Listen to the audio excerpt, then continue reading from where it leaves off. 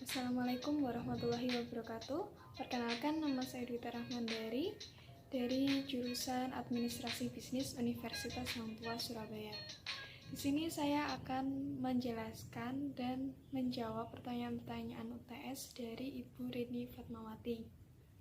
Yang pertama yaitu organisasi. Organisasi berasal dari bahasa Yunani yang berarti suatu kelompok orang dalam suatu wadah untuk tujuan tertentu atau tujuan bersama. Di sini saya mengikuti organisasi ekstrakurikuler media sekolah waktu SMA atau jurnalistik. Di situ saya berkesempatan untuk menjadi humas. Saya diberi kesempatan untuk menjadi humas atau hubungan masyarakat. Pekerjaannya yaitu ketika ada event, saya yang bagian memegang media seperti Instagram, Facebook, YouTube, atau yang lainnya dari organisasi tersebut. Jadi yang mempublis itu saya dan teman-teman saya. Oke, lanjut ke pertanyaan kedua, yaitu siapa saja pihak yang termasuk stakeholder dalam organisasi saya. Yang pertama yaitu ada pembina, kemudian pemimpin redaksi, redaktur pelaksana, hubungan masyarakat, sekretaris, bendahara, koordinator tiap divisi, anggota, guru dan kepala sekolah, serta siswa-siswa.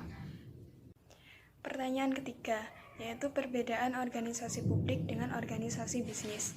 Organisasi publik, kebijakan pengelolaan didasari atas keinginan untuk dipilih kembali, kemudian memperoleh uang dari pembayar pajak. Organisasi publik ini bersifat demokratis dan terbuka. Organisasi bisnis didasari motif mendapatkan laba, mendapatkan sebagian uangnya dari pelanggan, berpedoman pada hukum pasar, dan memiliki konsep yaitu untung rugi. Pertanyaan keempat, jelaskan yang dimaksud dengan desentralisasi, sentralisasi, dan standarisasi. Desentralisasi adalah wewenang pengambilan keputusan kepada individu atau subunit organisasi yang lebih bawah.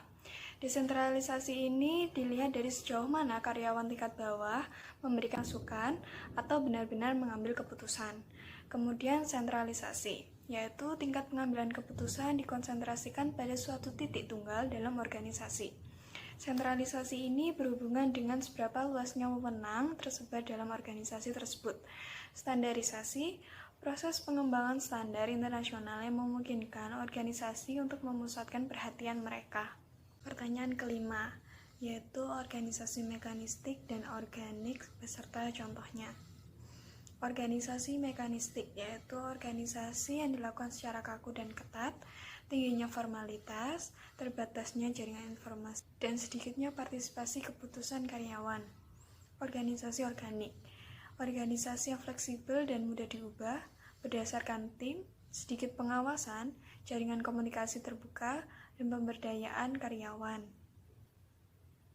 Contohnya seperti di bawah ini. Jelaskan pengertian organisasi klasik, modern, dan postmodern. Organisasi klasik yaitu berasumsi bahwa organisasi selalu memiliki susunan yang rasional dan logis, baik secara ekonomis maupun pencapaian efisiensi. Organisasi modern yaitu fokus perdebatan berpindah dari aspek internal ke aspek eksternal. Organisasi postmodern cenderung berpikir membalikan asumsi-asumsi dasar dari pemikir sebelumnya. Pertanyaan ketujuh, metafora organisasi. Metafora organisasi digunakan untuk mendefinisikan aspek-aspek kunci dari suatu organisasi dan menjelaskan metode operasinya. Metafora organisasi ini memberikan informasi tentang sistem nilai perusahaan dan tentang sikap pengusaha terhadap pelanggan dan karyawannya. Sekian penjelasan dari saya, mohon maaf apabila ada kesalahan. Terima kasih dan wassalamualaikum warahmatullahi wabarakatuh.